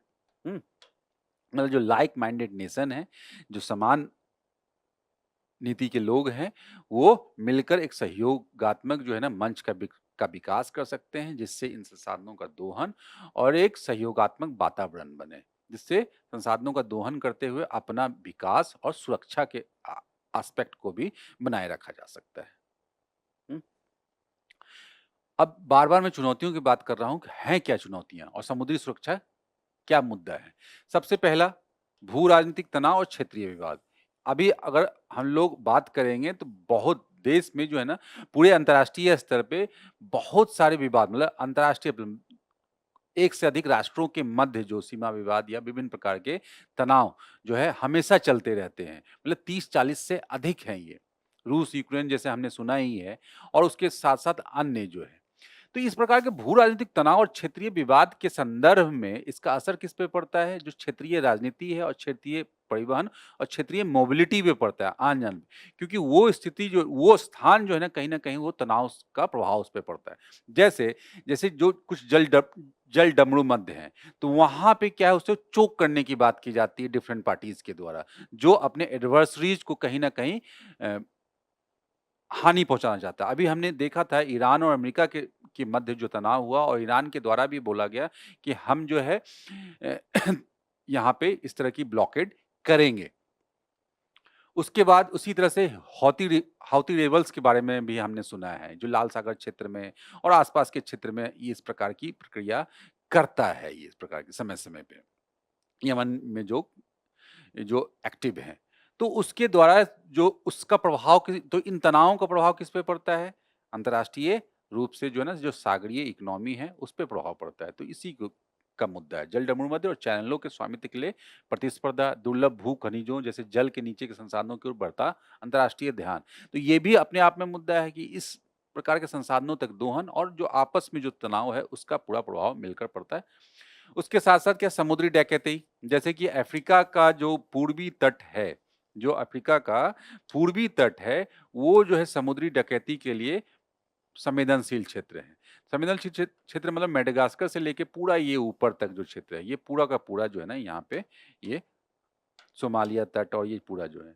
और आतंकवाद और तस्करी, अदन की खाड़ी, मलक्का जलडमरू जैसे संवेदनशील क्षेत्रों में गतिविधियां प्रमुख चुनौती हैं। पर्यावरणीय चुनौतियां, समुद्र के जलस्तर में वृद्धि और विनाशकारी चक्रवातों का बढ़ता प्रभाव। हम्म? साइबर सुविधता, जो इंटरनेट की लाइंस हैं, जो साइबर केबल, जो इंटरनेट केबल्स हैं, जो सागर के अंदर से जा रही है, अगर इस प्रकार की गतिविधियों को नहीं रोका गया तो जो ऑप्टिकल फाइबर है उसको खतरा हो सकता है और जिससे क्या है कि इंटरनेट कॉम्प्रोमाइज हो सकता है पूरे अंतर्राष्ट्रीय स्तर पे। और जिसका प्रभाव किस पे होगा? जो अंतर्राष्ट्रीय नेविगेशन है, उसका सूचना तंत्र है पूरी तरह से, मतलब बंदरगाहों की सुविधाएँ, नेविगेशन नेटवर्क, महत्वपूर्ण आपूर्ति श्रृंखला को बाधित करने का काम करेगी। किसी भी जो बड़े राष्ट्र हैं, उनके बीच में तनाव के संदर्भ में यही सब चीज़ें चुनौतियाँ सामने आती हैं। जो अंतर्राष्ट्रीय स्तर पे जो मोबिलिटी चल रही होती है, आन-जान जो व्यापार चल रहा होता है, जो लॉजिस्टिक की आपूर्ति श्रृंखला है, वो बाधित होती है। जैसे रूस-यूक्रेन का भी मुद्दा आया, तनाव हुआ, युद्ध हो रहे हैं, जिससे क्या है कि अंतर्राष्ट्रीय बाजार में क्या है, जो यूक्रेन से सप्लाई किया जाने वाला जो खाद्यान्न था बड़े पैमाने पे, रूस के द्वारा सप्लाई किए जाने वाले जो गैस थे, उसकी कमी हो गई और पूरी की पूरी आपूर्ति श्रृंखला चरमराई, जिससे खाद्यान्नों की कीमतों में काफ़ी वृद्धि हुई। गैस की कीमतों में काफ़ी क गैस के सप्लाई में काफ़ी कमी हुई। तो ये सारे पक्षों को हम लोग समझ सकते हैं। अब भारत के लिए क्यों इम्पोर्टेंट है समुद्री सुरक्षा? क्यों रणनीतिक रूप से ही इम्पोर्टेंट है? क्योंकि भारत की एक लंबी सीमा है, रेखा है, जो लंबी, अगर मुख्य भूमि की बात करें, तो गुजरात से लेके ये बंगाल तक जो है 7516 किलोमीटर है। तो एक लंबी तट रेखा है और अगर ये अंडमान निकोबार और ये भी मिला दें, तो 11,000 किलोमीटर की से अधिक की तट रेखा है। तो एक दूसरा व्यापार और आर्थिक क्योंकि हमने देखा है, हम जानते हैं ये कि अगर इस तरह की जो सीमा रेखा, जितनी लंबी सीमा रेखा होगी, उसके आधार पे क्या होता है, हमारा एक्सक्लूसिव इकोनॉमिक ज़ोन होता है, जहाँ पे हम लोग आर्थिक हितों को ध्यान में रखते हुए दोहन कर सकते हैं। मतलब एक तरह से समझ लीजिए ये आर्थिक हितों को साधने के लिए अपना ही क्षेत्र है, सागरों में। तो वो आपकी लंबी तटीय रेखा के आधार पे तय होता है। या ये यूएन क्लॉज़ जो है, यूएन लॉज़ ऑफ सीज़ जो है, उसके आधार पे। तो भारत के कुल व्यापार तो सबसे बड़ा बात क्या है कि ईईजेड जो है ना 20 लाख वर्ग किलोमीटर का विशाल ईईजेड है, जो कि हाइड्रोकार्बन और दुर्लभ भू खनिजों में एक बड़ा स्रोत है। तो ये इसलिए इम्पोर्टेंट हो गया। व्यापार और आर्थिक जीवन रेखा 95% से अधिक हिस्सा समुद्री मार्गों से व्यापार किया जाता है। क्षेत्रीय स्थिरता और कूटनीति, हिंद महासागर क्षेत्र क्या है, भारत के लिए अपने आप में इम्पोर्टेंट है, भू राजनीतिक दृष्टिकोण से, आर्थिक दृष्टिकोण से, तो वहाँ पे हमारी उपस्थिति महत्वपूर्ण है। और हमारे जो एडवर्सरीज हैं उन्हें बैलेंस करना, उनके संतुलन करना भी आवश्यक है। तो इसलिए वहाँ पे अपनी उपस्थिति के साथ-साथ अपने एलाइज कंट्री का एक मंच प्रदान करना, मजबूत सशक्त मंच प्रदान करना है। और जहाँ तक मैं एडवर्सरीज की बात कर रहा हूँ, जैसे चीन की बढ़ती जो आक्रामकता है और बढ़ती हुई नीति जो है, जैसे कि बेल्ट एंड रोड पॉलिसी है, स्ट्रिंग ऑफ पर्ल पॉलिसी है, तो ये सारी चीजें हैं जो इसको काउंटर करने के लिए भी इम्पोर्टेंट है, ये क्षेत्रीय स्थिरता और कूटनीति को बनाए रखने के लिए, तो जिससे कि भारतीय हितों को समग्र सुरक्षा प्रदान हो। और इसीलिए भारत क्या करता है कि भारत अपने जैसे राष्ट्रों, जो अपने एलाइज कंट्री के लिए क्या एक विश्व मित्र या समग्र सुरक्षा प्रदाता के रूप में भारत की छवि बनती है। तो इसीलिए भारत को क्या ग्लोबल साउथ के हितों को साधने के लिए एक नेतृत्वकर्ता के रूप में देखा जाता है। ठीक है। अब यहाँ पे जो सागरीय नीति को साधने की बात की जा रही है, यहाँ पे दो नीति महत्व, सबसे पहले सागर आई 2015 में, उसका महासागर कन्वर्ट कर दिया गया। सागर क्या था, उसका फुल फॉर्म देख लेंगे, security and growth for all in the region. In the region मतलब क्या, इंडियन ओशन रीजन में, Indian Ocean region, Indian Ocean region में। ठीक है। इसी को बढ़ा दिया गया 2025 में, Mahasagar, mutual and holistic advancement for security and growth across region, क्षेत्रों में सुरक्षा विकास के लिए प्राथमिक समग्र उन्नति 2025 में। तो ये जो दोनों हमारा रणनीतिक, आर्थिक सभी हितों को साधने के लिए सागरीय संसद, सागर केंद्रित नीति बनाने के लिए महत्वपूर्ण नीति है हमारा। ठीक है। और क्या, सागर का मेन उद्देश्य यही था कि नीली अर्थव्यवस्था को बढ़ावा देने और एक सुरक्षित व स्थिर हिंद महासागर क्षेत्र सुनिश्चित करने का बुनियादी दृष्टिकोण अपनाना था। और इसके लिए क्या, चीन की बढ़ती हुई आक्रामकता को संतुलित करना और चीन के खिलाफ जो है ना एक मजबूत तंत्र का विकास करना, जिसमें विभिन्न सहयोगी राष्ट्रों का सहयोग लेना। तो यही एक, हम लोग इसको डायरेक्टली भी समझ लेंगे कि है क्या इसका महत्वपूर्ण उद्देश्य। सूचना संलयन केंद्र, हिंद महासागर क्षेत्र क्या है, ये संस्था ध्यान में रखेंगे, गुरुग्राम में स्थापित किया गया है, IFC IOR वास्तविक समय में जानकारी साझा करने के लिए एक क्षेत्रीय केंद्र के रूप में कार्य करेगा। ठीक है। अपना अपने सहयोगी राष्ट्रों को भी दिया जाएगा आपदा के क्षेत्र में, जो विभिन्न प्रकार के तनावों के दृष्टिकोण से, तो डिफरेंट टाइप की योजनाएं, सूचनाएं दी जाएंगी। राष्ट्रीय समुद्री सुरक्षा समन्वयक, ये भी महत्वपूर्ण है कि विभिन्न मंत्रालयों, नौसेना, तटरक्षक बल, गृह मंत्रालय के बीच समन्वय को सुव्यवस्थित करने और समुद्री सीमा को की सुरक्षा को अधिक प्रभावी ढंग से प्रबंधित करने के लिए। बहुपक्षीय जुड़ाव और समन्वित गश्त, समुद्री सीमा को सुरक्षित करने के लिए, और अंतरिक्ष आधारित निगरानी, जैसे इसरो की भूमिका, सैटेलाइट इमेजरी वगैरह, तो ये काफी इंपॉर्टेंट है। चलिए, तो हम लोग इंपॉर्टेंट इसमें क्वेश्चन देख लेते हैं कि भारत के समुद्री सुरक्षा के महत्व के संदर्भ में उनके कथनों पर विचार कीजिए। यहीं से शुरुआत करते हैं। तो क्या, भारत में कुल व्यापार का 95% से अधिक समुद्री मार्गों से होता है। ठीक है, सही है। भारत की तटरेखा 11,000 किलोमीटर, ये तीनों सही हैं एक्चुअली, है ना, तीनों सही हैं। EEZ काफी बड़ा है, हाइड्रोकार्बन से संपन्न है और क्रिटिकल मिनरल से। महासागर पहल के संदर्भ में उनके कथनों पर विचार कीजिए। महासागर सागर सिद्धांत का एक विस्तारित और रणनीतिक रूप है। यह साझेदारी और साझा जिम्मेदारी पर आधारित है। ठीक है। इसका फोकस केवल भारत की घरेलू समुद्री सुरक्षा तक नहीं, घरेलू समुद्री सुरक्षा तक सीमित नहीं होगा, ये ब्रॉडर एस्पेक्ट से लिया गया अपने एलाइज नेशन और अपने एलाइज को बढ़ाने के लिए, उसकी सुरक्षा के लिए। तो इसलिए ये ध्यान में रखेंगे, जो हमारे हितों को साझा करते हैं, जो हितों से मेल खाते हैं जो राष्ट्र, तो हमारी जाहिर सी बात है सहयोगियों के लिए भी है। एक्सरसाइज मिलान के संदर्भ में उनके कथनों पर विचार कीजिए।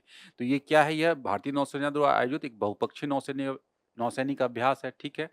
इसका उद्देश्य भागीदार देशों के बीच समुद्री सहयोग और अंतर संचालन को बढ़ावा देना है। ऐसे ही हम लोग ये तंत्र विकसित कर पाएंगे हिंद महासागर क्षेत्र में और सागरीय क्षेत्र में, जिससे कि चुनौतियों का सामना किया जा सके और अपने एडवर्सरीज को काउंटर बैलेंस किया जा सके। और इसमें केवल हिंद महासागर क्षेत्र के देश में ही भाग लेते नहीं, इसको यही हमने बताया कि सागर से महासागर कर दिया गया है, तो हम लोग सिर्फ हिंद महासागर से बाहर की बात भी कर रहे हैं। हम लोग मतलब हिंद प्रशांत की भी बात करेंगे हम लोग, और अन्य राष्ट्र भी सामने लेंगे। क्यों? क्योंकि भारत को ग्लोबल साउथ और एक क्या मित्र की छवि है, नेतृत्वकर्ता की छवि है।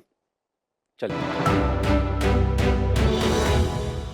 हाँ, अब हम लोग यहाँ से शॉर्ट न्यूज देखते हैं, संक्षिप्त सुर्खियों में जो पहली शॉर्ट न्यूज होगी, वाइब्रेंट विलेज प्रोग्राम।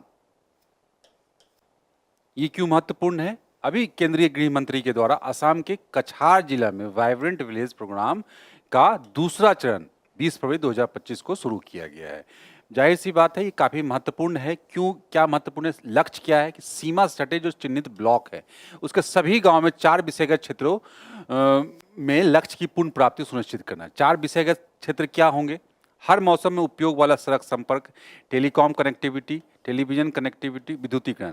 तो रणनीतिक दृष्टिकोण से, क्योंकि सीमावर्ती गांव में इंफ्रास्ट्रक्चर का डेवलपमेंट, कम्युनिकेशन का डेवलपमेंट, जिससे क्या उसे सुरक्षित बनाया जा सके और उसका दुरुपयोग किसी भी प्रकार की इन्फिल्ट्रेशन वगैरह इस प्रकार की गतिविधियों के लिए नहीं किया जा सके।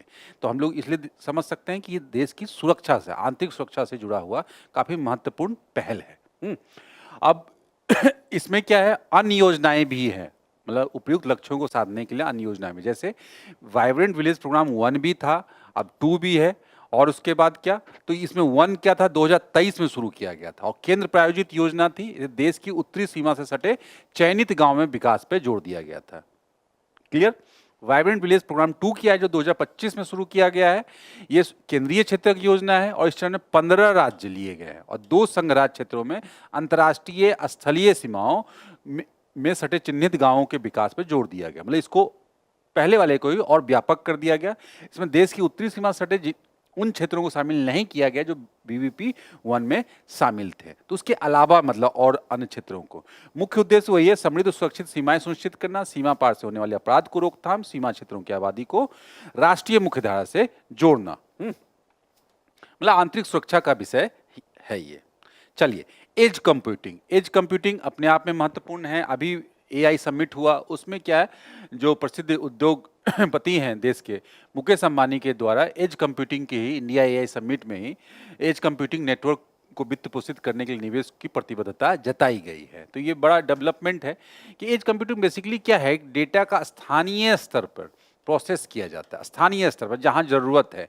मतलब क्या, केवल आवश्यक डेटा ही केंद्रीय डेटा सेंटर मतलब क्लाउड्स को भेजा जाएगा और इसमें डेटा ट्रांसफर में इसलिए तो क्या होगी, लेटेंसी नहीं होगी। मतलब बहुत सारा डेटा जो है ना क्लाउड से नहीं भेजना है, बहुत सारा डेटा यहाँ नहीं भेजना है।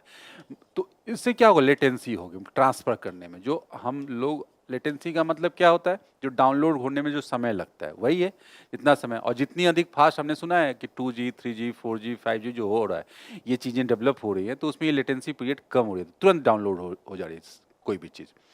तो उसमें बहुत सारी चीज़ें हैं। तो यही हम लोग साधारण भाषा में यही समझेंगे कि क्लाउड जो है वही चीज़ भेजेगा जो जरूरत है। इसका एग्जाम्पल समझ लेते हैं, जैसे कि दूर स्थित किसी गोदाम में लगा सुरक्षा कैमरा, ठीक है, वो अपने सर्वर को क्या है, एआई की मदद से संदिग्ध गतिविधियों को पहचानता है और वो हर समय पूरा वीडियो भेजने की बजाय उसी को भेजेगा जो जहाँ पे उसे कन्फ्यूजन हो रहा है, जहाँ पे प्रॉब्लम है। तो इससे क्या होगा, डेटा जो है, डेटा का आकार छोटा हो जाएगा और उसके यूज करने में भी आसानी होगी, लेटेंसी कम हो जाएगी। अन्य कंप्यूटिंग मॉडल से क्या अंतर है, जैसे फॉग कंप्यूटिंग। मतलब क्या है, जब एज डिवाइस में पर्याप्त कंप्यूटिंग क्षमता नहीं होती है तब क्लाउड और एज के बीच डेटा का भंडारण और प्रोसेसिंग की जाती है, ठीक है। और क्या क्लाउड कंप्यूटिंग क्या है, इसमें डेटा केंद्रीय डेटा सेंटर में प्रोसेस होता है, केंद्रीय डेटा सेंटर जो मेन डेटा सेंटर होता है, और इसमें लेटेंसी अधिक होती है क्योंकि सारी चीजें आती हैं और विशेषकर ये रियल टाइम एप्लीकेशन के मामले में होता है ये ऐसा। इसी तरह से भारत जीआई बेसिकली क्या है कि वहीं पे एआई इम्पैक्ट समिट में ही भारत जीआई बोला गया। ज्योग्राफिकल इंडिकेशन हमने पहले पढ़ा है, हमने ज्योग्राफिकल इंडिकेशन मतलब है किसी भी वस्तु को दिया जाता है किसी की वस्तु के उत्पादन से जो कि स्थान विशेष के लिए इंपॉर्टेंट है, मतलब वहाँ पे परंपरागत रूप से किए जा रहे हैं। तो ये दोनों को ध्यान में रखते हुए किया जाता है, जो उत्पादक है, उस वस्तु को बनाने वाला है, उस वस्तु को उत्पादन करने वाला, बनाने वाला जो वर्ग है, समूह है, उसके हित को भी, मतलब जो विक्रेता या मैन्युफैक्चरर हो गया। दूसरा क्या, वो भी है जो हमारे आपके जैसा कंज्यूमर। तो दोनों के हितों को सुरक्षित करने के लिए व्यवस्था बनाई गई है, जिससे क्या होगी कि जो एक्चुअल वस्तु है उसकी पहचान की जा सके। जैसे मान लिया जाए कोई साड़ी है, वो काफ़ी परंपरागत रूप से काफ़ी इंपॉर्टेंट, जैसे बनारसी सिल्क साड़ी, बनारसी साड़ी जो कि हैंडमेड एम्ब्रॉयडरी के आधार पर बनाया जाता है, हाथ से बनाई जाती है, महीन कारीगरी, जो परंपरागत रूप से कुछ एक जिलों में बनाई जाती थी, जिसकी डिमांड काफ़ी थी। लेकिन अब मशीन से भी चीज़ें की जा सकें, लेकिन हमारे आपके जैसे जो आम जो ग्राहक है उनमें भेद कर पाना कि मशीन से कौन बना हुआ है और हाथ से कौन बनी हुई है, लेकिन हम डिमांड तो क्या कर रहे हैं, हाथ वाले की। लेकिन क्या है, समय के साथ क्या हुआ, तो यही हित हमारे प्रभावित हो सकते हैं, हो सकता है कोई मशीन से बनी हुई चीज को हमें असली बनारसी साड़ी के रूप में भेज दे। तो यही उद्देश्य को पूरा करने के लिए क्या किया गया, ज्योग्राफिकल इंडिकेशन दिया गया कि कुछ कुछ जिले जो बनारस और उसके आसपास के कुछ एक जिले, उन्हीं उसी वहीं बना हुआ उसी प्रक्रिया से बने हुए जो प्रोडक्ट है उसी को इस प्रोडक्ट के श्रेणी में रखा जाएगा और उसी के लिए इतना दाम लिया जा सकेगा। तो इससे क्या हुआ, जो परंपरागत उद्योग था उसे भी संरक्षण मिल गया, उनको compete नहीं करना पड़े, और हमारे आपके जैसे जो कंज्यूमर हैं उनके हितों को भी रक्षा को उनको पे नहीं करना होगा। तो यही है कुल मिला के।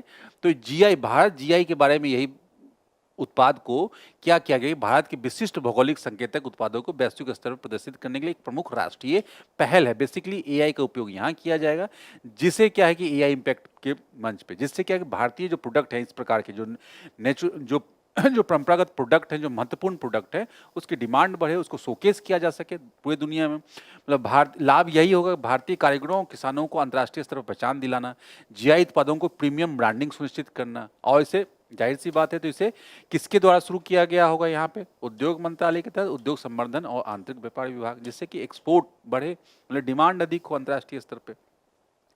बायो एआई मूलांकुर, ये भी एआई से संबंधित है, लेकिन क्या है कि अभी क्या है कि केंद्रीय विज्ञान और प्रौद्योगिकी मंत्री ने घोषणा की कि सरकार बायो एआई मूलांकुर हब की स्थापना की। तो बेसिकली है क्या, एकीकृत और क्लोज लूप शोध प्लेटफॉर्म विकसित करना, ये है एआई आधारित पूर्वानुमान और प्रयोगशाला द्वारा सत्यापन एक ही ढांचे में साथ साथ कार्य करें।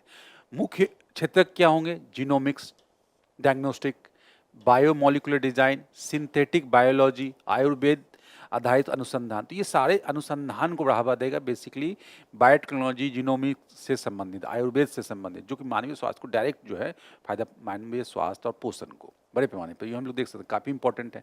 कार्यान्वयन एजेंसी कौन होगी, तो कार्यान्वयन एजेंसी भारत सरकार की जैव प्रौद्योगिकी विभाग होगी और जैव प्रौद्योगिकी अनुसंधान सहायता परिषद। तो जैव प्रौद्योगिकी के संदर्भ में, विकास के संदर्भ में काफ़ी इंपॉर्टेंट डेवलपमेंट हो सकता है बायो एआई मूलांकुर। तो साइंस एंड टेक्नोलॉजी में बायो एआई मूलांकुर प्रीलिम्स में पूछा जा सकता है।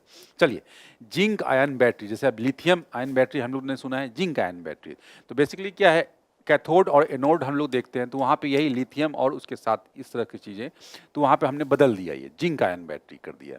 तो मतलब सिर्फ लिथियम का ही प्रयोग नहीं होता, अन्य जो पदार्थ हैं उनको भी प्रयोग करके बैटरी बनाए जाते हैं। तो जो जिसकी चर्चा हम लोग नहीं सुनते, उसी में से एक बैटरी क्या है, वैज्ञानिकों ने ग्रिड में ऊर्जा भंडारण के लिए जिंक आयन बैटरी के उपयोग हेतु एक नया कैथोड पदार्थ तैयार किया है। एनोड हम लोगों ने सुना है कि दो ये होते, ये प्लस वाला, और कैथोड क्या होता है, माइनस वाला, और इसके बीच में क्या होता है, ये जो लिक्विड वगैरह होता है, पेस्ट वगैरह जो है, इलेक्ट्रोलाइट जिसको बोलते हैं, ठीक है, यही बैटरी है, ये समझते हैं हम लोग, ठीक। तो क्या है कि यहाँ पे एक तो जिंक हो जाएगा और दूसरा इसकी बात की गई, नया कैथोड पदार्थ तैयार किया गया, यही न्यूज है। और यह मेटल आयन बैटरी का एक प्रकार है, बेसिकली ये कुछ हद तक लिथियम आयन बैटरी जैसी ही होती है। महत्व क्या, तुलनात्मक रूप से सस्ती होगी, पर्यावरण के लिए अनुकूल होगी, लिथियम आयन बैटरी की तुलना में अधिक सुरक्षित होगी। बैटरी के मूल घटक क्या हो, वही बताया मैंने, कैथोड, एनोड, इलेक्ट्रोड, ठीक है। अब जैसे क्या, निकेल, कैथोड वही निकेल, कोबाल्ट, मैग्नीज, एल्युमिनियम आदि। एनोड क्या, तो समान रूप से पदार्थ ग्रेफाइट, जिंक, सिलिकॉन, लिथियम, ये सब क्या होते हैं, यहाँ पे एनोड होते हैं, और उनके लिए कैथोड नया भी यूज किया जाए, यही न्यूज है, हम लोगों ने समझ लिया। और इलेक्ट्रोलाइट की बात, जो घोल होता है जिसमें वो डूबा रहता है, या पेस्ट जो भी बोल लें, तो जिसके बीच में आयनों का प्रवाह होता है वो, ठीक है। सूडान संघर्ष, सूडान हमने सुना, नॉर्थ सूडान और साउथ सूडान हो गया, लेकिन काफ़ी संघर्ष, मतलब गृह युद्ध की स्थिति है वहाँ पे। जो वहाँ की जो सत्ता पक्ष की जो आर्मी है वहाँ पे, फोर्स जो है ना वहाँ पे, उससे लड़ रही है एक फोर्सेस से, ठीक है, सशस्त्र बलों से। सशस्त्र बल जो है ना, रैपिड सपोर्ट फोर्सेस, अर्धसैनिक बल आमने सामने हैं। तो ये काफ़ी जो है यहाँ पे अभी न्यूज़ में क्यों है, क्योंकि एक क्षेत्र में वहीं पे ये जो रैपिड सपोर्ट फोर्सेज जो है संयुक्त राष्ट्र के एक मिशन ने बताया है अभी कि सूडान में अल फसेर शहर है, उसकी घेराबंदी के दौरान के अर्धसैनिक बल द्वारा नरसंहार को अंजाम दिया गया है। मतलब ये संयुक्त राष्ट्र के एक मिशन के द्वारा ये रिपोर्ट किए गई, तो इसलिए ये चर्चा में है। वैसे भी गृह युद्ध से प्रभावित क्षेत्र है, तो हमेशा तनाव यहाँ बना रहता है और हिंसा से प्रभावित क्षेत्र है ये। राजधानी खार्तूम और उसका दारफुर क्षेत्र हमने सुना है, अल फसेर, ये सब प्रभावित क्षेत्र हैं, अल जजीना, ये सब। तो 2-3 क्षेत्र तो याद रहने चाहिए। अल फसेर अभी चर्चा में है, दारफुर तो हमेशा चर्चा में रहता है, सूडान का दारफुर क्षेत्र। अन्य क्षेत्र कोर्डोफाम, राजधानी अल उबैद, ब्लू नाइल प्रांत जो है, प्रभावित समुदाय मसालित, जगाबा, फूर। ये कभी कभार पूछ दिया जाता है कि अभी हाल फिलहाल में चर्चा में थी, क्यों ये चर्चा में थी, या किस देश से संबंधित है या किस रीजन से संबंधित है, पूछ दिया जाता है। चलिए, पर्यावरण के दृष्टिकोण से, जैव विविधता के दृष्टिकोण से क्या, लायन टेल्ड मकाक, ये देख सकते हैं। इसके बारे में पहले भी यूपीएससी में प्रश्न पूछा गया है। अभी चर्चा में इसलिए है कि हालिया वैज्ञानिक विश्लेषण के अनुसार लायन टेल्ड मकाक की संख्या स्थिर बनी हुई है। मतलब इस पे जो अभी इसके संरक्षण के लिए प्रयास किए जा रहे हैं, क्योंकि इंडेंजर्ड प्रजाति है आईयूसीएन के अंतर्गत, तो कुछ स्थानों पे बागान प्रधान क्षेत्रों में इसकी संख्या बढ़ भी रही है। तो अच्छा है, ये पॉजिटिव न्यूज है। संरक्षण की स्थिति देख लेते हैं, वही मैंने बताई, आईयूसीएन में रेड लिस्ट में है, इंडेंजर्ड में, साइट्स जो है प्रशिष्ट 1 में है, वन्यजीव संरक्षण अधिनियम अनुसूची 1 में है और 4 में सूचीबद्ध किया गया है। तो मतलब क्या, उच्च स्तर का संरक्षण इसे प्राप्त है। विशेषताएं तो हम लोग समझ ही सकते हैं। चेहरे की ओर धूसर आयल, गर्दन के बाल होने के कारण इसे कभी कभी दाढ़ी वाला बंदर भी कहते हैं। इसकी पूंछ शेर की पूंछ जैसी दिखाई देती है, इसलिए लायन टेल्ड मैकाक बोलते हैं इसको। पर्यावास कहाँ है, दक्षिण पश्चिमी घाट के सदाबहार वर्षा वन, मतलब तमिलनाडु, केरल, कर्नाटक। जाहिर सी बात है, बहुत 10-15 साल पहले यही पूछ लिया गया था यूपीएससी में कि ये कहाँ पाए जाते हैं, तो इसमें राज्य दिए गए थे, तो ये देखेंगे तमिलनाडु, केरल, कर्नाटक। और क्षेत्र क्या है, नीलगिरी के साइलेंट वैली के क्षेत्र, अन्नामलाई, परम्बिकुलम, अलियार वाला जो क्षेत्र है, कर्नाटक का सरवती घाटी क्षेत्र है, ये भी पूछा जा सकता है। दक्षिणी केरल, तमिलनाडु में फैली अगस्त्यस मलाई पर्वतमाला जो है, और पालघाट दर्रे के उत्तर और दक्षिण में इसके अनुवांशिक रूप से अलग अलग उप समष्टियों में पाई जाते हैं। मुख्य खतरे क्या हैं, तो वही मुख्य खतरे हम लोग देख लेंगे। कृषि क्षेत्र का विस्तार हो रहा है पश्चिमी घाट को अपने आप, क्योंकि आवास विखंडन हो रहा है ना, प्राकृतिक जो आवास इनका खत्म हो रहा है ना, नगरीकरण के प्रभाव से, कृषि के प्रभाव से, कृषि के विकास से, नगरीकरण के विकास से, उसके साथ खनन, स्थलीय जीवों का शिकार और पकड़ना, वनों की कटाई आदि, ये सब मतलब उनको कहीं ना कहीं हानि पहुंचा रहे हैं। स्टेट ऑफ एनर्जी इनोवेशन 2026, ये बेसिकली रिपोर्ट है अंतर्राष्ट्रीय ऊर्जा एजेंसी की। स्टेट ऑफ एनर्जी इनोवेशन 2026, नाम से ही पता है एनर्जी के संदर्भ में, एनर्जी की क्या स्थिति, यूज की स्थिति, मतलब रणनीतिक बदलाव क्या है। अब भी भू राजनीतिक और आपूर्ति श्रृंखला की सुरक्षा, जलवायु लक्ष्यों के साथ साथ ऊर्जा क्षेत्र के नवाचार के प्रमुख क्षेत्र बन गए हैं। अभी असमान निवेश क्या है, अनुसंधान एवं विकास पर खर्च बढ़ रहा है, लेकिन सार्वजनिक वित्त पोषण का स्तर अभी तक 1980 के दशक के उच्च स्तर तक नहीं पहुंच पाया है। वैली ऑफ डेथ समस्या, कई ऊर्जा प्रौद्योगिकियां तकनीकी रूप से उपयोग अनुकूल है, लेकिन प्रारंभिक चरण में वित्त पोषण की कमी के कारण बड़े पैमाने पर उपयोग नहीं हो पाता, मतलब कॉस्ट इफेक्टिव ही नहीं पड़ रहा, उन पर पर्याप्त इन्वेस्टमेंट ही नहीं की जा रही है, तो इसलिए वहाँ पे वो उनका प्रयोग वहीं पर रुक जाएगा, वो इन्वेस्टमेंट अगर नहीं मिलेगा तो।